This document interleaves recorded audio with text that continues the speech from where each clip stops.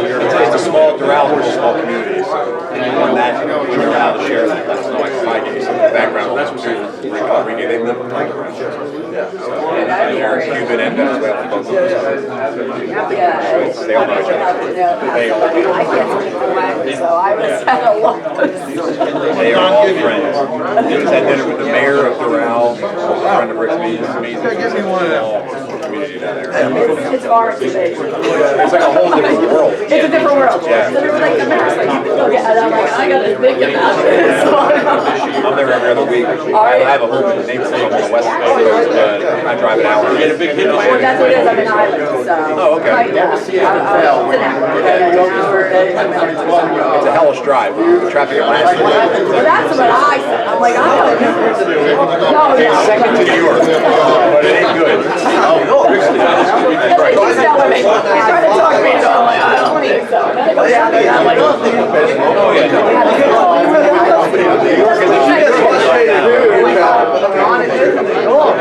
It's definitely not a bad experience. I mean, it's hard. I don't even have relatives in Miami. I don't visit. I tell them, like, I'm not coming to Miami because I can't visit. Somewhere else. Where are you? Highland Beach.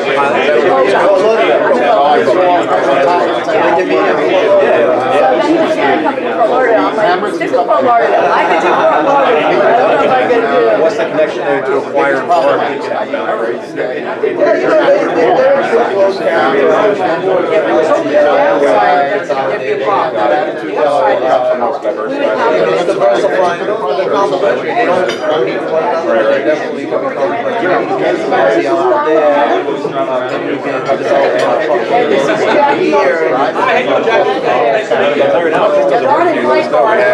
These conversations with Rick Enrique and I have carried down there that stress you. I love their financial advice. No, I bet you don't. I like to have their wives together. It's really great. Yeah, safety is the biggest thing. Financial, they help us work my magic to kind of finance. We can solve that. But you don't want it. We're not operational experts in truck. Even if I was, I wouldn't. I hope everyone's happy. Good luck coming up. Any help out there?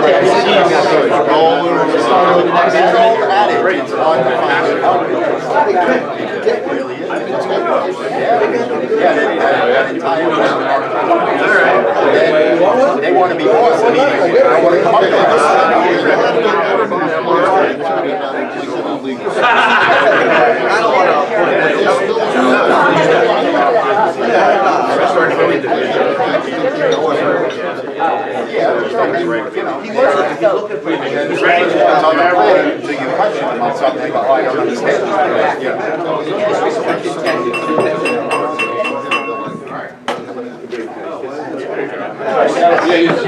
Come on, Ken, give it up. Alright, this is Ken Lace, and I know everyone has some problems with driver recruitment, and he's the man. So I'll hand it over to him. Thank you very much. And let's just to follow suit. Can everybody hear me without the mic? Yes. All right, awesome. Never been accused of being quiet. So again, just some things on my background. I come from the trucking industry. I started out in 1994 in safety and risk management, doing the $1 million self-insured retention with Jones Motor. At that time, we had about 700 trucks, predominantly owner-operators. We had 130 company trucks running around within that. But I was doing safety and risk management with that, purchasing insurance. And then ultimately, I took over the recruiting, the legal, and then all of our operating companies, of which there were 4 plus a $42 million brokerage. In total, we were about $146 million in aggregate revenue. I did that from 2013 through 2017. In 16, I sold it to Transport Investments and private equity as a request of the 2 owners. And then I took over Green Tree Transportation in addition to Jones, which was another 200 truck heavy haul operation. And grew that successfully every year that we had it. I started out with Jones, and it dropped down under the prior leadership down to 219 trucks. We brought it back up. into the low sixes, and then with Green Tree that was slumping, losing double digits every year, and brought that back up to, when I left, it was a 5.6% profit, but it reversed the trend, primarily from recruiting trucks and then taking a look and making our lanes as efficient as possible. But wanted to just focus on some things. Failures, biggest failures you see in recruiting programs. Effective advertising. A lot of people spend a lot of money in advertising, and really probably some of your best recruiting is free. It's just a matter of how you approach it within your company. Your recruiting team, who actually does your recruiting? You'd be amazed to find out who will either hire or kill a driver, or recruit or kill a driver within your organization. And then how effective is your recruiting program? Do they set the hook when your team is talking to the applicant, and do they close the deal? And then is the recruiting program unknowingly gender restricted? I'll touch on this later, but ATRI, the American Transportation Research Institute, as of a year and a half ago, had female drivers representing only 5% of the overall driver population. When there's a shortage, it's amazing that the industry itself is still restrictive in the way that it advertises and recruits. And again, how effective are you in processing the application? What's your follow-up at 10, 30, 60, 90 days? Who's doing the follow-up? And then what's your turnover rate? How do you improve it? Advertising. Are you getting the most out of your dollars? Is there enough capacity to haul your customer freight? Probably not. But do you know where you're lacking at? Sometimes you see that this non-cohesive effort where there's just this cluster of recruiting trying to go throughout a geographic area but not looking at specific points. Are you recruiting at the origination, at the destination point? Can you do in transit? Is there an opportunity for drop trailers? Can you slip seat?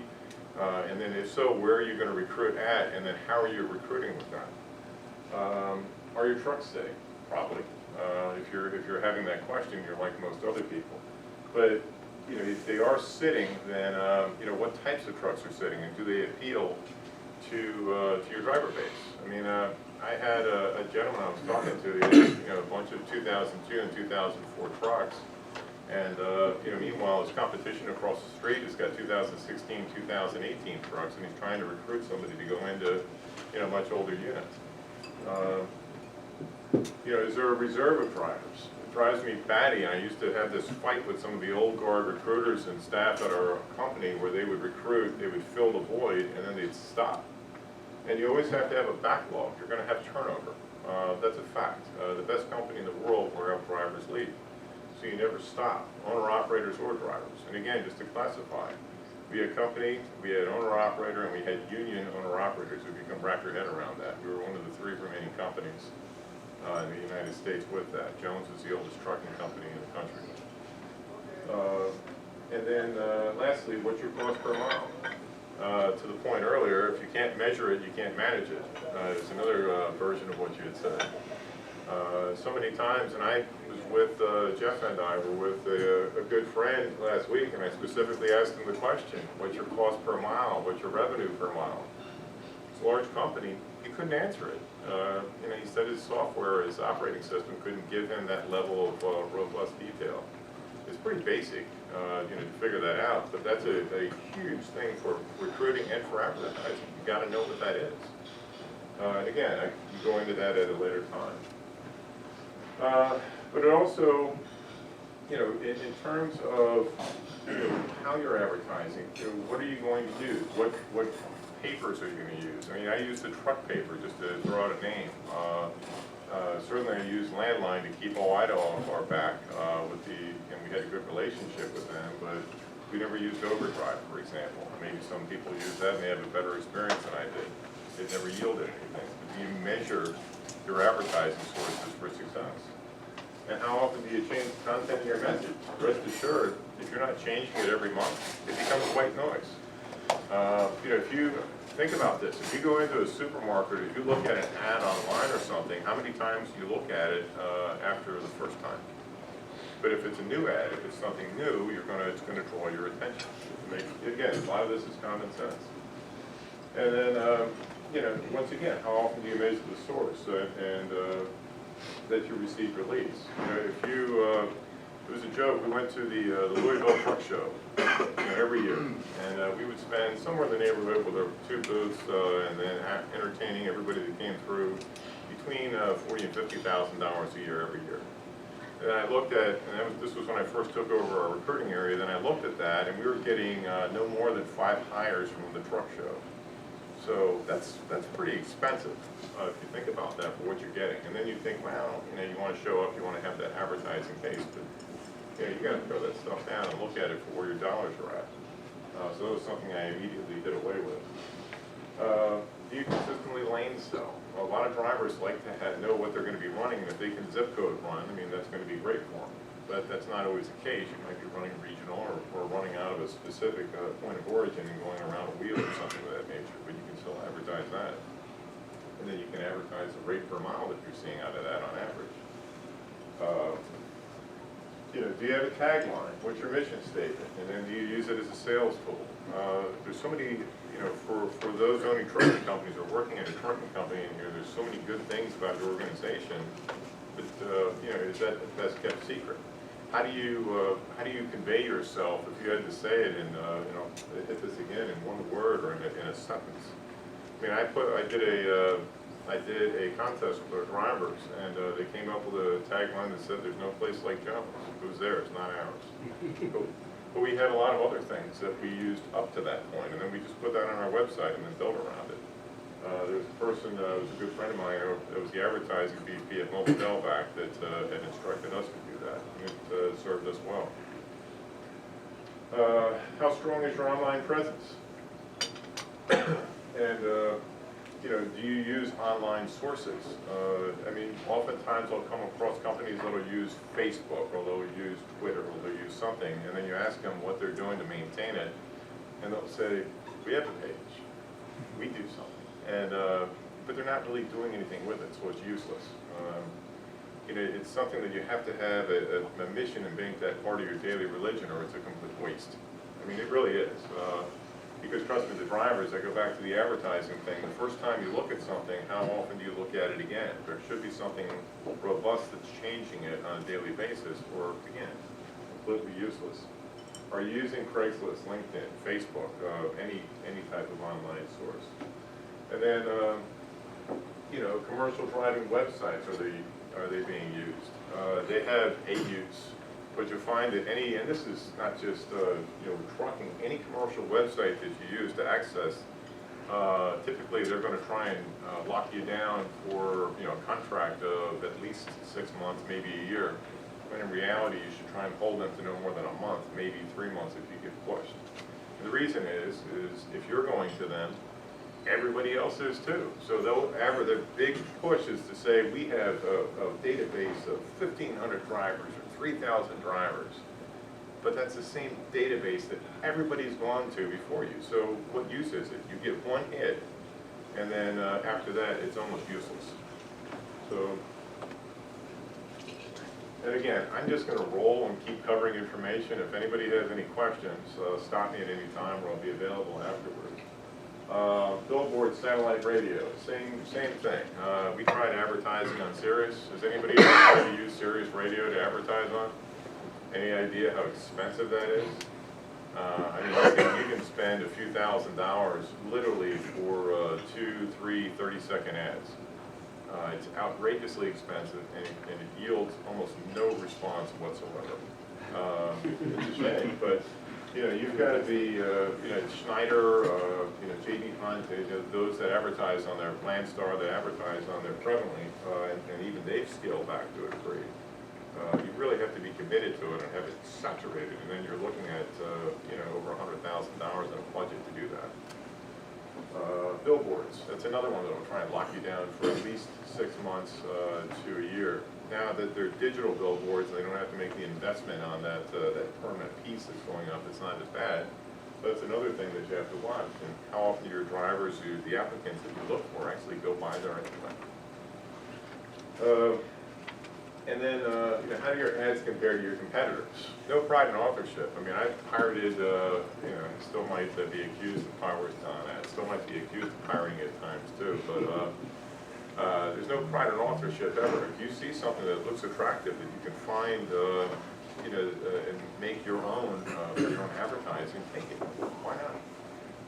No one's ever going to come back to you and say that was my ad. There's no repercussions from it. But how do your ads compare? And again, change your ads at least every month. And what's your process for follow-up with past applicants? You may be advertising to try and develop a database of applicants in your pool, but if you have past applicants and you can track them and still maintain a relationship with them, send out birthday cards or an email for birthdays, an email for Merry Christmas, anything to keep your name in front of them, and then when they do have a problem, maybe they call you. And then are you satisfied with the results from your advertising? If you don't know if you're satisfied with it, if you don't have an objective measure, how many leads do you get from this ad? How many leads do you get from this specific vendor? How can you ever possibly know if it's effective? So you've got to develop that within your organization and determine what it is that you want to utilize and proceed with it and then improve on it and find out if you don't like it, make it better. And again, we're here to assist. And then who does your recruiting? What's your company's approach? Do you use employee in-house recruiters, field recruiters? Do you use third-party commission recruiters, or a hybrid where you're paying an employee a low salary, perhaps $10,000, $15,000 for their base expenses, and then paying them a recruiting bonus for each that they bring on, just so they have something so they're not starving when they first get started, and then they can get going and recruit for you. We had 12 locations throughout the United States that we did our onboarding or sign-ons at. We had 4 regional vice presidents, 4 regional recruiters, and each had 3 to 7 commission recruiters underneath them. So again, it's just a structure that, and it didn't get built overnight, but it was pretty effective. And that's one of the reasons why we got bought, to get that structure. And then how do you incentivize your most effective recruiters, your drivers? Does anybody, I mean, obviously people pay sign-on bonuses in here, but how does anybody feel that their program is effective for their, you do? I do. Our drivers get a recruiting bonus as well. How, sure, and if you don't mind me asking, how much do they pay them? They're $250. They're on for, they have to stay a minimum of 6 months. Okay, 6 months, Yes. okay. I tried They're that. beating down the door. They truly are. Good. Yeah. I was never able to get it more than 30 days. Really? Yeah, yeah, we actually, we were getting chastised for, finding ways to not pay them money, which, that's, there's always a We do the criticism. 90-day probationary period, Yeah. and after that, it Good. works out. Yeah, and if your drivers are happy, I mean, the fact of the matter is, a lot of times they don't even need money. If they're happy with your organization, they'll recruit for you, which probably speaks more to what you're doing than anything else. Absolutely. Yes. What you should see is trucks. Oh, yeah? Yeah, that's really our biggest selling tool is the size and the condition of the trucks. Well, that goes to my point with the early 2000 versus the recent models. Everybody wants that big shiny, big bumper truck. Yeah, we're all probably guilty of that on some level. But no, that's outstanding. But again, how do you engage? How do you incentivize them? Do you train them? Do you provide them with information? Do you make them feel part of your team? I mean, we certainly had a bonus program as well. We would get the wives involved. We would get, or the spouses. That's a bad way to put it. We would get. I mean, heck, I had several of our agents. We had their kids recruiting for us that worked in the office too. Anybody is a recruiter, and anybody can also kill off your team. Remember that. If you have somebody that we have referred to them as the Cathys in billing, because they used to drive me nuts when I first took over the company. The Cathys, each one of them had been at the company for 20 plus years, in one case 37 years. And it was their way, when a driver called in or an owner-op because she wasn't being paid based on paperwork not being submitted exactly the way they wanted it, they would unleash hellfire on them over the phone. So I fired one of them, and that made the other one much nicer. If you got somebody that's peeling off 6 to 8 drivers a year, if you can measure that, they're not worth it. It doesn't matter how long they've been there. You can line them up. We have counsel in the room. You can line people up. Set them up with warnings. Make sure it's all in writing. There's a process for it.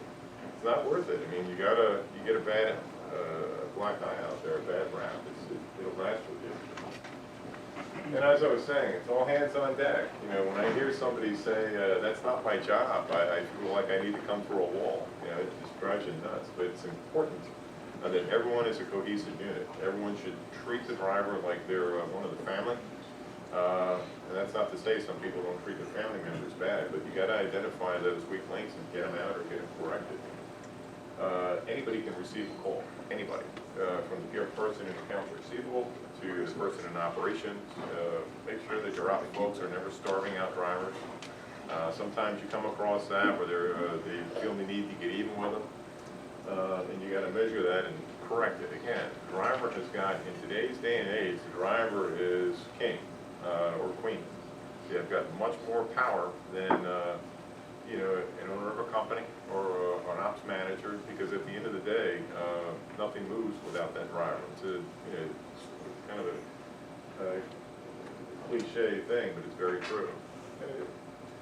And then, are you involving your vendors? I mean, the person that supplies your equipment, supplies your truck, your trailer, they should be your best friend, because they're going to see small fleets, they're going to see drivers come in and out that may be owner-operators who would be interested potentially in purchasing equipment, and they may be looking for a home. So you should certainly actively engage anyone near you that is dealing with equipment on any level. You know, we had relationships throughout the United States, and those individuals were great sources of drivers and of trucks. And how effective is your recruiting program? Is the hook being set? You know, jumping down here, do you do a pre-app? And a pre-app is just a sales cliche. You know, when they talk to a driver, they make you know, failure for the old company. There's very few things I can say about the buyers of our company, since I'm prohibited legally from doing so.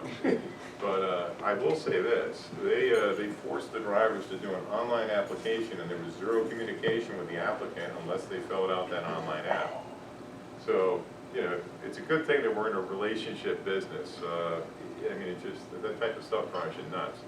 So there was a lot of folks that fell off, and thankfully they knew us, you know, previously, and they would call in and find us, and you know, we would overcome what was being done by the buyers. But, you know, do you do a pre-app? Do you get enough information and say to that applicant, hey, you know, we like you, we like your experience, you know, certainly trust in everything you're saying. We're going to run an MVR, set you up for a drug test, and we'd like to, you know, take a orientation date of X and get you lined up. We may be able to move it up, but we want to have this, and then you're setting that hook. Because now the applicant knows that you're interested in him or her, and you want to get him in. Because if you don't do that, if they're calling you, they're calling probably at least 3, 5, or more trucking companies. So, you know, who's going to get that person first, and who's going to be, you know, come across the most professional, the most interested, the most knowledgeable? You know, common sense stuff, but a lot of folks miss the boat with that. And as I say, you know, get the appointment done.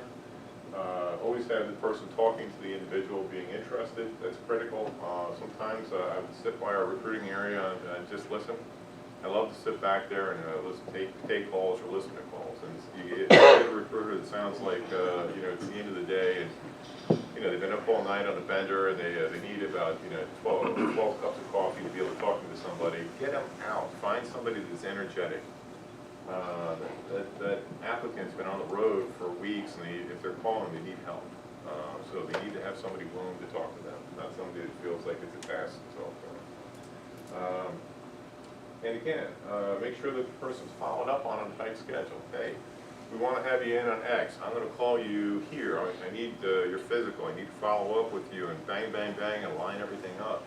And then follow it. And have a diary system to follow it. If the applicant knows that you're interested and you follow them up, you'll lock them down, you won't lose them.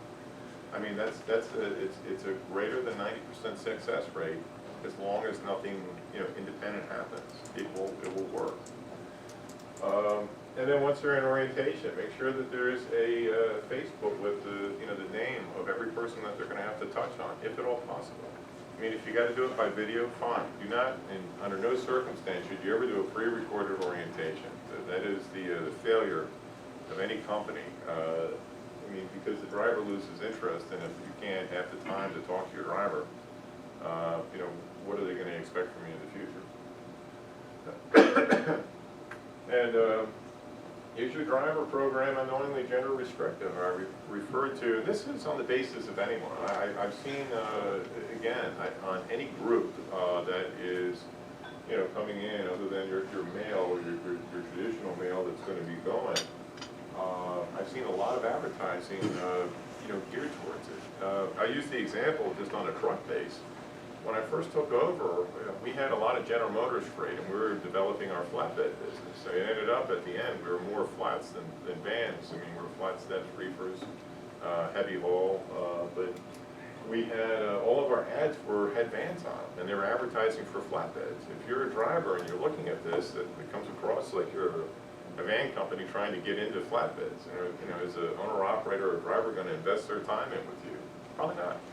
So if all your ads show men, you know, doing whatever, you know, if you're a female, is that something that you're actively going to go to? You know, is it so hard to have a, you know, a male-female ad or an all-female ad, or, you know, do a series of ads or fluctuate them, where you've got them going every other month or maybe every 3 months or something, whatever it is. But just remember that. And like I said, 5% of the driver force is a whole, you know, ton of folks out there to get in with their company.